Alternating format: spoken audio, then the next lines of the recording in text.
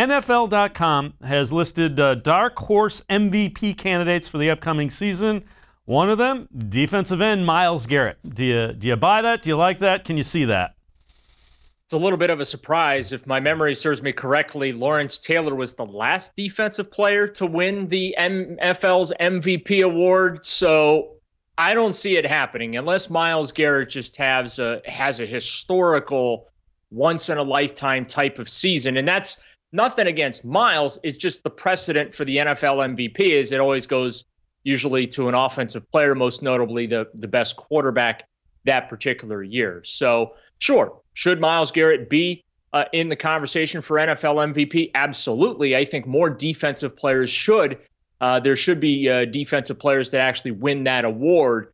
But over the last 25 to 30 years, that award tends to go to the best offensive player. And as you know, that tends to be a quarterback. Yeah, without question. And to your point, Lawrence Taylor, Alan Page of the Vikings, the only two defensive players that have ever won it.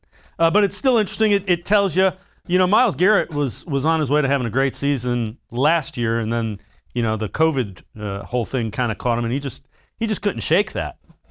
Yeah, and I still believe he's gonna break the franchise sack record for a single season. Now, granted, that only goes back to the 80s when they first started counting sacks as a legitimate statistic, but I still think he's going to hit that 14 mark at some point. He was on pace basically for 16 sacks, a sack per game last year before he got COVID, and that derailed his season. Unfortunately, early in his career, he's had some things, some within his control, some things out of his control that have kind of derailed his ability to break that record. But I still think he's going to do it.